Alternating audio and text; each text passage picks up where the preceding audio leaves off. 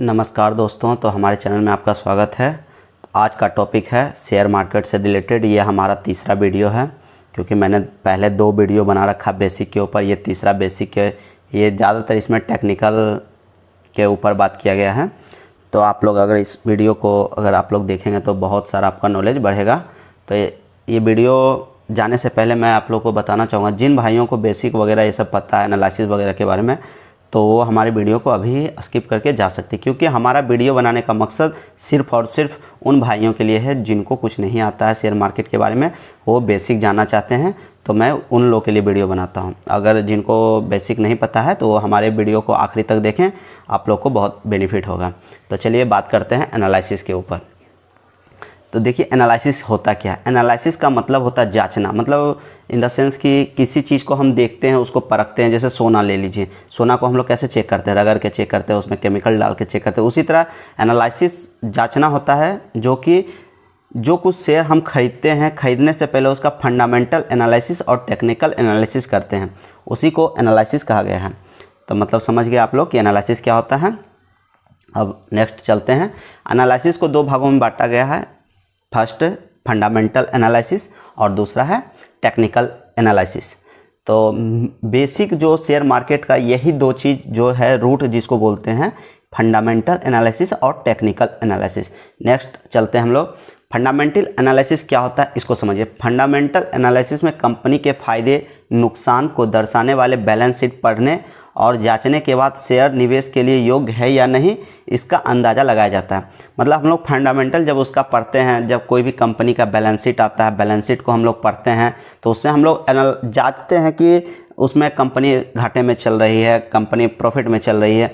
तो ये सब जांचने के बाद, फंडामेंटल जांचने के बाद ही हम लोग उसमें इन्वेस्टमेंट करते हैं। ये नहीं कि कोई भी शेयर पकड़े हम लोग इन्वेस्टमेंट करते हैं, तो हमें कहीं ना कहीं लॉस देखना पड़ता है।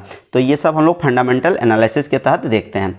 देखिए, फंडामेंटल एनालिसिस करने के बाद हमें किसी भी कंपनी की गुणवत्ता का नाप तौल करने में मदद करती है। मतलब हम जब उसका फंडामेंटल जांचते हैं, तो वो जब देखते हैं, पढ़ते हैं फंडामेंटल के बारे में, तो कंपनी प्रॉफिट चल रही है, डेड है या डेड फ्री है, तो ये सब मतलब फंडामेंटल के ही तहत आता है। बैलेंस शीट पढ़ने और जांचने के लिए कुछ वेबसाइट हैं, दिए हुए हैं, नीचे देख लीजिए www.moneycontrol.com। आप इस पे जाइएगा तो आप इसका फंडामेंटल वगैरह ये सब पढ़ सकते हैं, कोई भी कंपनी का। नेक्स्ट हम लोग चलते हैं टॉपिक के ऊपर। अब देखिए, मेन जो बात होती है टेक्निकल एनालिसिस। अगर आप फंडामेंटल भी जान गए, सब कुछ जान गए, अगर आपको बेसिक टेक्निकल नहीं पता है, तो आप डेफिनेट मान लीजिए कि आप लोग को लॉस ही होगा। क्योंकि आपने अगर टेक्निकल नहीं सीखा, टेक्निकल देखिए, ये जो आप ग्राफ देख रहे हैं, ये जो आप ग्राफ देख रहे हैं, मेन खेल इसका है। आप फंडामेंटल पढ़ लिए, सब कुछ देख लिए, कंपनी प्रॉफिट में चल रही, लेकिन अगर ये रहा, यहाँ पे आपने बाय किया होता तो यहाँ से देखिए ग्राफ कितना नीचे गया, तो ये आपका डिफरेंट है अगर यहाँ बाय किए होते।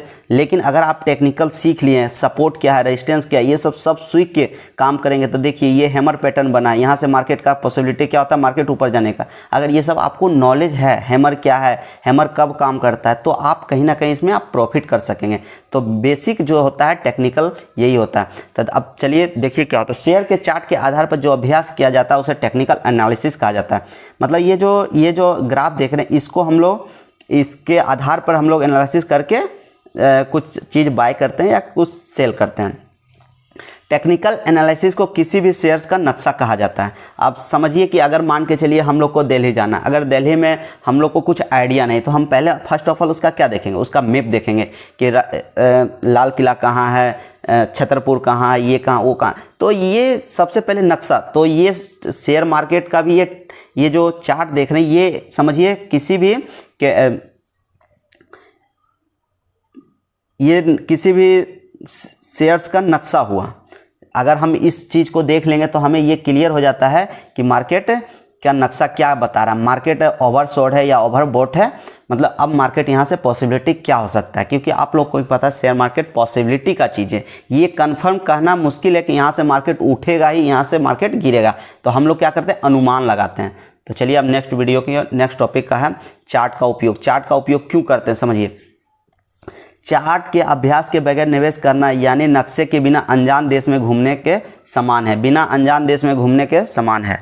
आप समझ गए। जैसे हम आपको अभी उदाहरण दिए थे कि अगर हम मान के चलिए हम लोग दिल्ली गए, अगर दिल्ली में हमें कुछ चीज़ आइडिया नहीं, तो फर्स्ट ऑफ ऑल क्या देखेंगे, हम लोग नक्शा देखेंगे। तो यही किसी चीज़ का ये नक्शा दिखाता है कि हमें मार्केट में क्या होता है। चार्ट के उपयोग से किसी शेयर्स का टॉप या बॉटम ओवरबॉट है या ओवरसोल्ड है पता किया जा सकता है। अब ओवरसोल्ड क्या होता है, ओवरबॉट क्या होता है, इसको समझिए। अगर मान के चलिए देखिए हम लोग क्या है, ये इस जोन पे क्या समझेंगे, ओवर सोल्ड है, तो अब मार्केट यहाँ से पॉसिबिलिटी होगा यहाँ। अब इस रेंज में हम लोग देखते तो ये क्या ओवरबॉट है, यहाँ से मार्केट क्या करेगा, नीचे जाएगा। तो ये होती है टेक्निकल। तो आज का टॉपिक इतना ही है। नेक्स्ट वीडियो में हम लोग इसका डिटेल पैटर्न वगैरह के बारे में बात करेंगे। अगर हमारा वीडियो अच्छा लगा होगा तो लाइक सब्सक्राइब कर दें, ताकि हमें भी कुछ मोटिवेट मिलता है, ताकि हम और अच्छे से आप लोग को समझा पाएँ। तो तब तक के लिए धन्यवाद। जय हिंद, जय भारत।